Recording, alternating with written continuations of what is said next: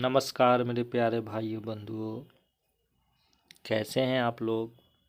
I hope कि सभी लोग अच्छे होइएगा, मस्त होइएगा और सभी लोग अपने अपने पढ़ाई में लगे होइएगा अपने लक्ष्य की प्राप्ति की ओर। तो चलिए, ये वीडियो आप उन सभी लोगों के लिए है जो बैंक, एसएससी, रेलवे, बीपीएससी शिक्षक, एसएससी, जीडी ये सब का प्रिपरेशन कर रहे हैं, तैयारी कर रहे हैं और उनको करंट अफेयर में समस्याएं आ रही है। तो वो लोग इस वीडियो को देखने के माध्यम से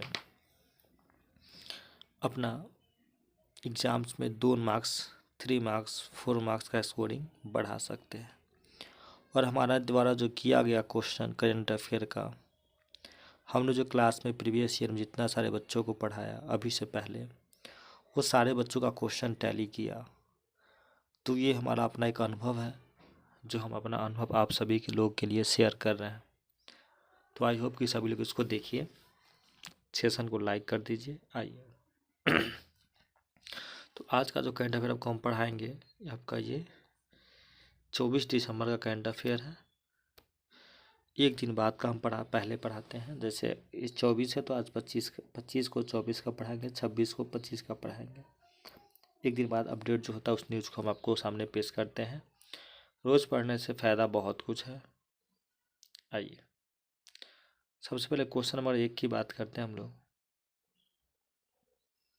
तो देखिए क्वेश्चन नंबर 1 क्या कह रहा है। सबसे पहला क्वेश्चन कि हाल ही में राष्ट्रीय किसान दिवस कब मनाया गया। तो राष्ट्रीय किसान दिवस हमेशा आपका 23 दिसंबर को मनाया जाता है। 23 दिसंबर को मनाया जाता है, यानी कि भारत में हर वर्ष नेशनल फार्मर डे 23 दिसंबर को मनाया जाता है। और ये जो किसान दिवस है, ये भारत के पूर्व प्रधानमंत्री कौन थे, चौधरी चरण सिंह की जयंती के रूप में मनाया जाता है। जो भारत के हमारे पूर्व प्रधानमंत्री थे चौधरी चरण सिंह, क्योंकि इन्होंने अपने पूरा जीवन में किसानों के कल्याण के लिए बहुत कुछ काम किया और किसानों के लिए समर्पित थे। इसी वजह से हम लोग 23 दिसंबर राष्ट्रीय किसान दिवस के रूप में हम लोग उन्हें याद करते हैं। किन्हें, तो चौधरी चरण सिंह को। आइए, ये हम आपका रोज़ का अपडेट करते हैं, सभी लोग को पता ही होगा। तो आज का इसमें जो नया है, एक आपका 21 तारीख वाला, तो विश्व ध्यान दिवस, और 22 तारीख राष्ट्रीय गणित दिवस। फिर हम 23 और 24 का कल इसमें अपडेट करेंगे। तो ये रोज़ का अपडेट हो रहा है आपका। आइए इस क्वेश्चन को देखते हैं हम लोग। कह रहा है हाल ही में किसे ऑयल इंडिया लिमिटेड के CFO नियुक्त किया गया है ना। ऑयल इंडिया लिमिटेड का जो CFO किसे नियुक्त किया गया था, याद रखिएगा, अभिजीत मजूमदार, इन्हें नियुक्त किया गया है। फिर देखिए, तो अगर हम जब देखें कि किसको कहाँ कहाँ नियुक्त किया गया, एक बार फिर से हम पुनः चर्चा कर लेते हैं सभी पर। तो सबसे पहला क्वेश्चन आपका कि शंकर शर्मा को नेपाल के राजदूत के रूप में नियुक्त किया गया है। रोहन जेटली को DDCA के अध्यक्ष के रूप में चुना गया है। डॉक्टर मोहन को अंतर्राष्ट्रीय मधुमेह महासंघ मानव फेलो में चुना गया है। श्री भिरे को महाराष्ट्र के मुख्यमंत्री के प्रधान सचिव के रूप में नियुक्त कराया गया है। यस बैंक के नए कार्यकारी निदेशक के रूप में मनीष जैन को नियुक्त किया गया है। जयन मेहता को अमूल कंपनी का MD बनाया गया है। और अरविंद सिंह साहनी को IOCL के अध्यक्ष के रूप में नियुक्त किया गया है।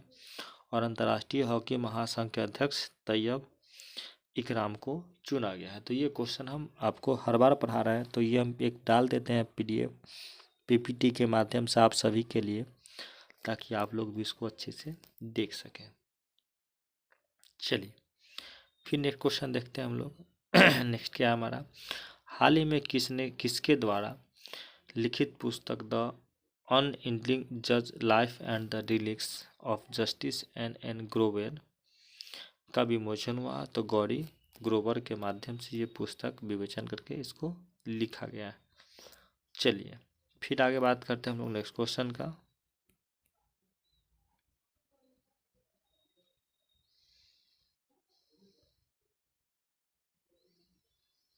चलिए तो फिर से थोड़ा सा इसको फिर पीछे वाला ही है, नया इसमें नहीं है। तो गजेंद्र सिंह शेखावत को new Bharat Modi vision and development नामक पुस्तक में लिखा है। डॉक्टर दिनेश सहारा ने अपनी पुस्तक दलाई लामा की खुशी का रहस्य का विमोचन किया है। मानिक कोटवाला द्वारा लिखित पुस्तक बियॉन्ड द हाइज बाउंड्स का विमोचन किया है। डॉक्टर देवेंद्र कुमार धोटावत द्वारा लिखित पुस्तक माँ मदर का विमोचन किया गया है। ब्रिटेन के पूर्व प्रधानमंत्री अपनी पुस्तक कौन था ऑन लीडर्स लॉन्च किया है। M.K. रंजीत सिंह की नई पुस्तक mountain monuments of the world लिखा गया है। थॉमस मैथ्यू द्वारा लिखित पुस्तक रतन टाटा ए लाइफ लिखा गया है। और बॉर्ड बुल्डर द्वारा लिखित पुस्तक वार नया लॉन्च किया गया है। तो ये चीज़ हम पहले भी आपको पढ़ा चुके हैं। चलिए, हाल ही में श्याम बेनेगल का निधन हुआ है। वो कौन थे? तो वो एक फिल्म मेकर थे, बहुत अच्छे फिल्म मेकर थे। चलिए, इनको कौन नहीं जानता है। फिर आगे बात करते हैं, हाल ही में नेक्सट जेन ATP फाइनल टेनिस प्रतियोगिता 2024 का किताब कौन जीता है? तो याद रखिए जे आओ और फोकस, ये ब्राज़ील के रहने वाले हैं और सऊदी अरब के जेंदा में ATP फाइनल प्रतियोगिता किताब इन्होंने जीता है। ये ब्राज़ील के निवासी है। फिर अगर हम बात करते हैं तो नेक्स्ट क्वेश्चन है आपका कि हाल ही में किसे आर्टिफिशियल इंटेलिजेंस यानी AI के व्हाट्सएप हाउस का सीनियर पॉलिसी एडवाइजर नियुक्त किया गया? तो किसको किया गया था? श्री राम कृष्णन को आर्टिफिशियल इंटेलिजेंस के व्हाइट हाउस का सीनियर पॉलिसी एडवाइजर के रूप में इनको नियुक्त किया गया है। इनको तो पहचानते होइएगा। आइए, तो इनको जब जानते हैं कि अमेरिका के राष्ट्रपति हैं डोनाल्ड ट्रंप, फिर से पुनः एक बार जीते हैं, तो हम लोग फिर आगे देखते हैं। प्रतिष्ठित टाइम मैगजीन डोनाल्ड ट्रंप का पर्सनल ऑफ द ईयर चुना गया है। अमेरिका के नवनिर्वाचित राष्ट्रपति डोनाल्ड ट्रंप स्कॉट बेसन वित्त मंत्री के रूप में नामित किया है। कैरोलिन लेविट का व्हाइट हाउस प्रेस सचिव नियुक्त किया गया है, यानी कि जब राष्ट्रपति बने उनके बारे में। RF कैंट जूनियर को अमेरिका का स्वास्थ्य मंत्री नियुक्त किया गया है। डोनाल्ड ट्रंप हरमित ढिल्लो को नागरिक अधिकार संबंधित जनरल नियुक्त किया गया है। डोनाल्ड ट्रंप ने तुलसी गाबर्ट को national intelligence US intelligence chief का डायरेक्टर बनाया है। अब नवनिर्मित राष्ट्रपति डोनाल्ड ट्रंप ने माइक वाल्टर्स को अपना राष्ट्रीय सुरक्षा सलाहकार घोषित किया है। और शशि विलियम्स को व्हाइट हाउस के चीफ ऑफ द स्टाफ भी इन्हें नियुक्त किया गया है। ये थोड़ा अमेरिका के बारे में था चर्चा, कौन क्या बना है। हाल ही में केंद्र सरकार ने किस राज्य में ऋण सब्सिडी के लिए 47 इथेनॉल परियोजनाओं का मंजूरी दी है? तो जब केंद्र सरकार दिया है तो किसको दिया है भैया? तो ये अपना प्यारा बिहार को मिला है। चलिए, तो चर्चा करते जब बिहार की बात, थोड़ा सा बिहार के बारे में पढ़ लेते हैं। तो बिहार के सुल्तानगंज स्टेशन का नाम बदलकर अजयनाथ धाम रखा गया है। बिहार के कैमूर जिले राज्य में दूसरा टाइगर रिजर्व स्थापित किया गया है। बिहार के बीटा में ट्रांसपोर्ट का उद्घाटन किया गया है। बिहार में पितृपक्ष मेला अब शुरू हो गया है। वरिष्ठ IAS अमृत लाल मीणा को बिहार के नए मुख्य सचिव में नियुक्त किया गया है। BPCL बिहार में ड्रोन आधारित वनरोपण परियोजना का शुरुआत करता है। खेल इंडिया की स्मिता योजना बिहार में शुरू हुई है। बिहार सरकार ने मंदिरों मठों और ट्रस्ट के रजिस्टर्ड जमीनों को रजिस्ट्रेशन अनिवार्य कर दिया गया। इतना सारा मंदिर का जो जमीन चाहे ट्रस्टी चाहे कुछ भी हो उसको रजिस्ट्रेशन करवाना अब सबको अनिवार्य रूप से बोल दिया गया है। तो इसी के साथ अगला क्वेश्चन हम लोग देखते हैं। नेक्स्ट क्वेश्चन क्या हम लोग का? तो कह रहा है कि हाल ही में किसे एशिया पैसिफिक वैस्कुलर सोसाइटी द्वारा लाइफ टाइम अचीवमेंट अवार्ड से सम्मानित किया गया है? तो डॉक्टर विशाखा त्रिपाठी को, यही आपका डॉक्टर विशाखा त्रिपाठी डिस्प्ले में दिख रहा है, इन्हीं को सम्मानित किया गया है। अगला क्वेश्चन, हाल ही में किसने सुशासन प्रथाओं पर 23 दिसंबर को राष्ट्रीय कार्यशाला का उद्घाटन किया? तो कौन किया था? डॉक्टर जितेंद्र सिंह जो है ये उद्घाटन किए हैं। किसका? तो सुशासन प्रथाओं पर, ठीक, एक राष्ट्रीय कार्यशाला का स्थापना किए हैं जिसका उद्घाटन किए हैं। आगे बात करते हैं, हाल ही में अमेरिकी अखबार वॉल स्ट्रीट जर्नल ने भारत के किस राज्य को 2025 के लिए चर्चित वैश्विक गंतव्यों को मान्यता दे दी है? तो अब कहा है कौन? तो एमपी बोले तो मध्य प्रदेश को। अमेरिका अखबार वर्ल्ड जर्नल मध्य प्रदेश के 2025 के लिए चर्चित वैश्विक गंतव्यों को मान्यता दी है। यह मान्यता मध्य प्रदेश की समृद्ध विरासत, अद्वितीय वन जीवन, अनमोल प्रकृति के सौंदर्य को दर्शाती है, इसीलिए इसको दिया गया है। तो जब पढ़े तो पूरा पढ़ते, थोड़ा सा देखते हैं और क्या क्या आपको मध्य प्रदेश में दिख रहा होगा।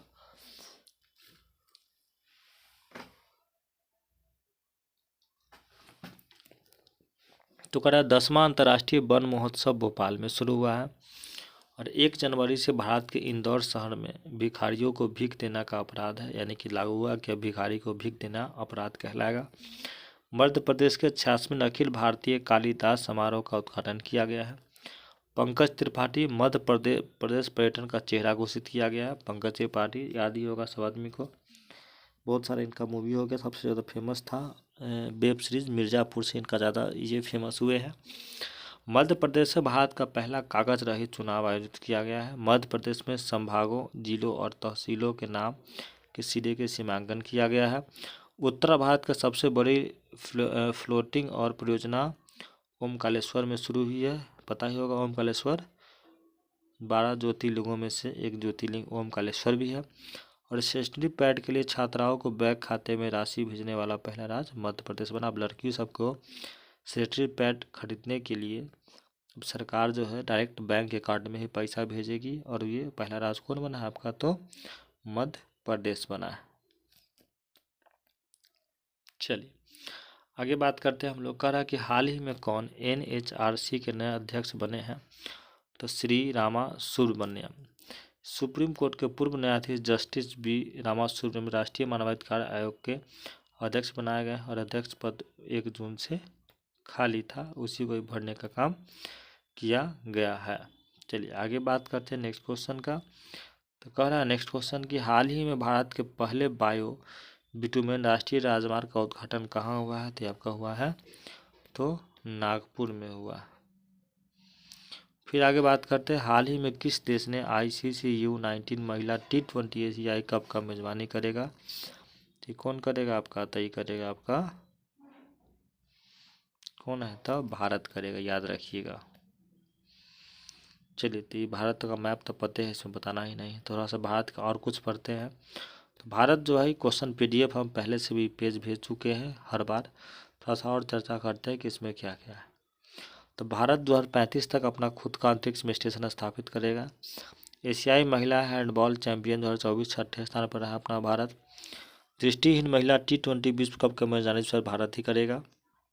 पुरुष जूनियर हॉकी एशियन कप खिताब जो इस बार भारत ही जीता है। अमेरिका में अंतर्राष्ट्रीय छात्रों को स्रोत के रूप में भारत चीन को पीछे छोड़ दिया है और नंबर 1 पर आ गया है। महिलाएं एशियाई हॉकी चैंपियन 2024 का टाइटल भारत ने ही जीता है। और वैश्विक जलवायु सूचकांक 2024 में भारत 10वें स्थान पर आया है। और भारत ने IOA के समर्थन में सबसे पहले खो खो विश्व कप शुरू या फिर मेजबानी किया है। हाल ही में कहाँ दलित छात्रों के लिए डॉक्टर अम्बेडकर छात्रवृत्ति के शुरू किया गया? याद रखिए दिल्ली में। ये कार्य बहुत तेज़ी से अभी भी चल रहा है कि इस तरह के बच्चों को फ्री में छात्रावास दिया जाए, और वो जगह है आपका कौन? तो दिल्ली।